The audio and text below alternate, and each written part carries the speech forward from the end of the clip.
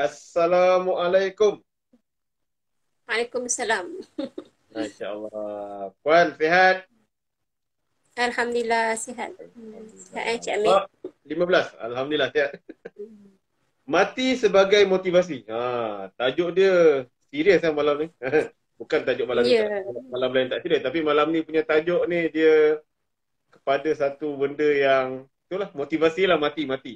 Jadi sebagai mukadimah, Puan Roha, kenapa masukkan bab mati dalam Allah sayang kita? Bismillah. Okay. Bismillahirrahmanirrahim. Assalamualaikum kepada Cik Amir dan juga kepada yang menonton ya. Alhamdulillah jumpa kita pada malam ini. Okey, bab 15. Mati sebagai motivasi. Masya Allah. Okey, ni sebenarnya kalau kita sebut tentang kematian, ramai orang rasa macam takut, gerun, apalagi dan perkara yang macam membimbangkan lah. Sebab nak tak nak bersedia ke tak bersedia kita akan mati. Maksudnya setiap langkah, setiap detik kita menuju ke satu tempat yang namanya kubur. Masya Allah. Okay? Di mana kita akan dikebumikan dalam tanah bersendirian dalam kegelapan. Masya Allah. Kalau kita fikir pun, saya sendiri pun takut juga. Tapi itulah hakikatnya yang mesti kita lalui. Okey, jadi kat sini kita lihat kematian itu bukanlah penamat kehidupan ya Cik Amir. Kematian itu adalah permulaan bagi kehidupan yang abadi. Maksudnya dalam surah Al-Mulk Allah dah sebutkan. Aku jadikan hidup dan mati, mati dan hidup untuk menguji. Maksudnya nak uji kita macam mana persediaan kita, persiapan kita dan sebagainya. Di sinilah kenapa saya masukkan bab ini dalam Allah sayang kita. Ini menunjukkan bahawa sebenarnya kalau kita fikir kematian itulah syarat untuk kita berjumpa dengan Tuhan kita, Encik Amir. Masya Allah. Untuk berjumpa dengan Allah di mana Allah sediakan satu tempat yang sangat istimewa untuk orang yang beriman iaitu namanya syurga. Dan saat di syurga itu Allah sediakan satu nikmat yang sangat besar, itu di situlah kita dapat berjumpa dengan Tuhan kita. Kalau di sini kita merindui, mencintai Tuhan kita yang tak pernah kita lihat. Masya Allah. Tapi bila berlaku kematian dan kita ditempatkan di syurga, Masya Allah, di situlah kita bakal berjumpa dengan Tuhan yang kita cintai dan yang rindui, iaitu Allah Ta'ala. Subhanallah. Itu dia. Okey, jadi dalam buku Allah Sayang Kita ni, Puan bercerita seperti biasa, situasi di dalam kelas. Di mana Puan kaitkan mati dan juga solat. Jadi, kenapa Puan kaitkan mati dan solat dalam kisah mati sebagai motivasi ni, Puan? Okey, dalam bab ini macam biasa, saya bersama pelajar saya lah. Kadang-kadang saya ni mengambil pendekatan supaya pelajar berfikir. Biar dia berfikir sendiri. Okey, jadi satu ketika saya minta pelajar pejam mata. Biasanya sebelum mulakan kelas, saya macam set induksi lah. Pejamkan mata. Okey, sebab apa? Sebab saya nak mereka menjawab tanpa kawan dia nampak dia. Sebab apa soalan ni agak macam ada seorang tu sensitif lah. Itu saya minta semua pelajar, okey, tutup mata semua. Kemudian saya tanya beberapa soalan, antaranya pertama, siapa yang pagi tadi solat subuh? Saya tanya tentang solat. Tentang solat dan Masya Allah rasa macam kita sedih lah. Sebab dalam 20 orang lebih kurang lah, hanya 3 atau 4 orang saja yang mengaku mengangkat tangan solat subuh. Saya kata tak apa, awak angkat tangan saja, yang nampak hanyalah saya saja. Kawan awak semua pejam mata. Jadi mereka angkatlah. Dan biasanya soalan terakhir saya akan tanya, siapa yang pernah tahajud lah dalam bulan ini? Adalah dalam seorang ataupun 2 orang saja, kadang-kadang tak ada pun.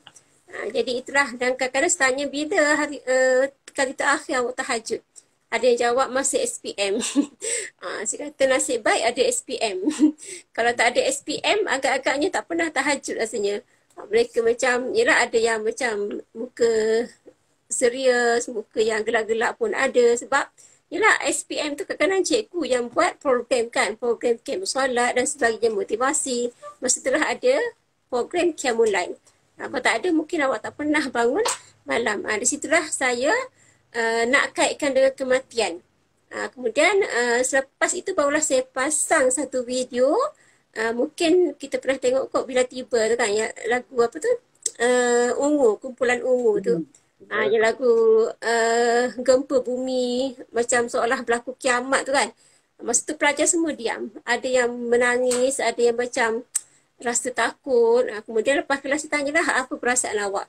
Takut. Lepas tu ada yang sedih, ada yang menangis. Pelajar perempuan lah biasanya. Pelajar lelaki jarang sangat menangis. Pelajar perempuan menangis. Saya kata itulah kalau kita ni kematian tak menunggu kita. Bila-bila masa saja dia akan tiba. Jadi bersedialah untuk mati. Macam mana nak bersedia? Solat lah. Sebab solat ni perkara pertama yang menggambarkan kita ni orang Islam. As-salatu imaduddin. Solat itu tiang agama. Jadi bersiaplah untuk mati dengan solat. Macam tu. Syamil? Jadi apa macam yang ayat Puan bagi tahu tadi lah, nak tak nak, suka tak suka, sedia tak sedia, dan syarat mati itu sendiri bukannya orang tua, bukannya sakit, tapi syarat mati itu hidup lah, kita lah yang hidup ni. Semua kita yang hidup pasti mati. Jadi apa ni, nak kaitkan dengan bekalan lah, dengan orang cakap perkataan orang yang bijak, orang yang fikir pasal mati. Istilah dia bijak sana. Tapi kebanyakan kita ni itulah terlalu terlupa bijak sini. Jadi macam mana perbezaan yang sebenar yang patut kita usahakan, Tuan? Okey, itu istilah kita lah kan, bijak sana, bijak sini. Okey, pendapat saya lah, pendapat saya secara peribadi, bijak sana tu kita boleh fokus lah kepada akhirat sana. Kan, dan bijak sini tu lebih kepada kita ni fikir tentang dunia sahaja. Jadi yang pentingnya kita nak bijak sini dan bijak sana juga, Encik Amir. Sebab apa? Sebab dunia ini tempat kita mencari, mengumpul amalan untuk kita bawa ke negeri akhirat. Jadi dalam Al-Quran pun banyak Allah menyebut di akhir ayat kan. Allah dah sebut ayat di akhir tu, Allah sebut afala tatafakkarun. Adakah kamu tidak berfikir? Maksudnya Allah dah terang dah tentang kejadian manusia, kejadian alam, alam ini akan hancur dan sebagainya. Adakah kamu tak berfikir? Jadi itulah yang berkaitan dengan soalan Cik Amir tadi, bijaksana. Jadi orang yang bijaksana, orang yang bijak akhirat, dia bersedia untuk mati ataupun hidup ni untuk dia mati. Faham tak? Jadi hidup kita ni adalah hidup untuk mati, maksudnya macam bagaimana kehidupan kita di dunia ini, begitulah kematian kita. Kan biasa kan kalau kematian kan, berlaku kematian orang yang dikenali, siapa-siapalah. Sekarang kan senang nak detect, kita buka Facebook dia, kita buka apa IG dia, kita lihat apa posting terakhir dia. Adakah posting yang baik-baik ataupun posting yang sebaliknya. Jadi orang boleh menilai kita tu siapa. Kadang-kadang macam contohlah, apa kita tak kenal pun dia tiba-tiba meninggal. Yang kes yang seorang isteri tu kan yang dibunuh suami, kita padahal dekat je dengan rumah saya kan, dekat mungkin seberang dekat, kalau nak pergi pun dalam tak sampai setengah jam lah ditiram tu. Di dekat tempat kerja saya. Tapi mayatnya dijumpa di jauh jugalah dari rumah dia. Jadi bila saya tengok FB dia, rupanya dia banyak bercerita tentang kebaikan, kongsi kuliah-kuliah, Masya Allah. Jadi kita tahu dia orang yang baik. Tapi kita tak boleh judge, kita tak boleh menilai cara kematian seorang dengan cara hidup dia. Contohnya, dia mati dibunuh kan. Mungkin kita kata, mati kena bunuh. Kau dia jahat. Macam kita fikir negatif kan. Tapi bila kita buka Facebook dia adalah orang yang baik. Mungkin Allah nak tunjuk kebaikan dia selepas dia meninggal. Jadi kita ni kena bijak sana dan juga kena bijak sini juga, insyaAllah. Dua-dua kena bijak lah. Supaya seimbang dunia dan akhirat. Masya Allah. Okay. Saya tertarik kalau ikut dalam bab yang 15 ni, bukan semua bab ada, nak panggil apa ni, puisi kata. Apabila usia semakin meningkat. Jadi macam Puan Roha ada contoh macam tadi untuk bab 14, solat. Dalam puisi ni, Puan Roha kaitkan dengan sihat, nikmat sihat, dan juga taubat. Dan juga berkenaan hidup yang singkat. Jadi boleh huraikan secara ringkas pada kami malam ni, Puan. Okey, sekejap saja. Okey. InsyaAllah Cik Amir. Jadi macam puisi lah lebih kurang Cik Amir. Nak cerita tentang hidup kita ni tak selamanya sihat. Hidup kita ni tak selamanya gagah kuat Encik Amir. Sampai masa kita akan lemah. Okay? Jadi kat sini saya suka nak menyebut tentang bahawa perkara ini telah disebut dalam Al-Quran. Dan saya boleh buat kesimpulan bahawa kehidupan kita di dunia ini umpama graf. Tahu kan graf kan? Dia macam turun, naik, lepas tu turun balik. Jadi macam mana tu? Kita bermula dengan lemah Encik Amir. Lemah tu maksudnya tak kuat. Baby kan? Tak nampak. Semua orang uruskan kita. Kemudian sampai tahap kita membesar, remaja, dewasa, kita kuat, tenaga kita kuat, otak kita cergas, kita boleh ke sana ke sini tanpa bantuan orang. Itu waktu emas lah bagi kita Encik Amir. Mencari kekayaan, berkeluarga, semualah kita boleh buat. Dan sampai setahap kita akan lemah balik. Di mana kita akan menuju kematian. Maksudnya di situlah kehidupan kita, siapa-siapa saja. Bukan saya, bukan Cik Amir, bahkan semua akan mengalami. Dan saya suka juga menyebut tentang hadis Nabi iaitu gunakan rebutlah 5 peluang sebelum 5 yang lain. Okay, yang pertama iaitu apa? Sihat sebelum sakit, kaya sebelum miskin, lapang sebelum sibuk, muda sebelum tua dan hidup sebelum mati. Masya Allah. Jadi seolah-olah hadis Nabi dengan firman Allah ni saling berkaitan. Jadi kita manfaatkan apa yang Allah bagi kepada kita sekarang sebelum kita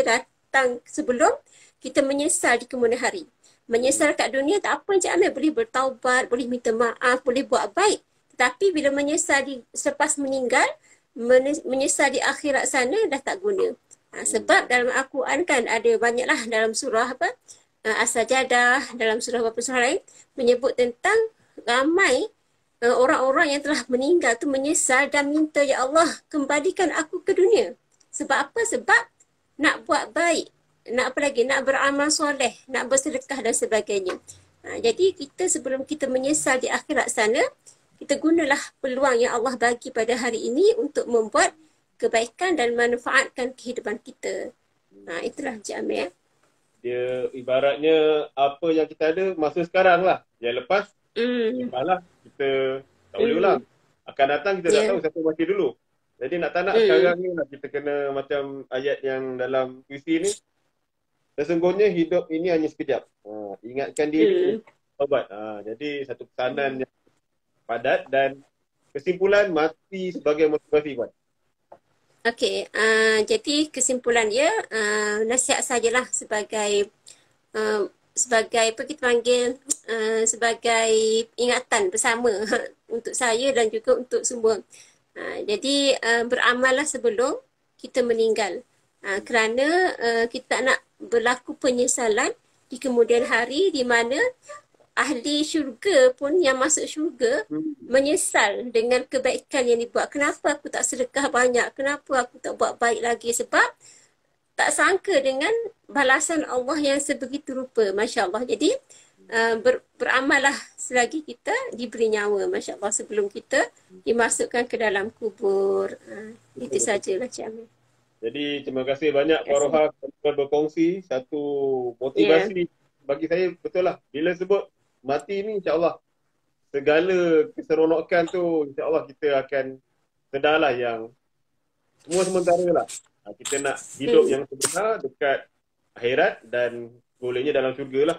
Jadi untuk 15 bab yang dah berlalu insyaAllah kita akan capsule Allah sayang kita bab 16 darab 10. So dalam buku ni tuan-puan ada 45 bab. Ini kami punya perancangan lah, saya dan Puan Roha. InsyaAllah kami cuba istiqamah, doakan kami insyaAllah. Dan kita akan jumpa Jumaat depan pula. Jadi semua terima kasih banyak. Assalamualaikum warahmatullahi wabarakatuh. Waalaikumsalam.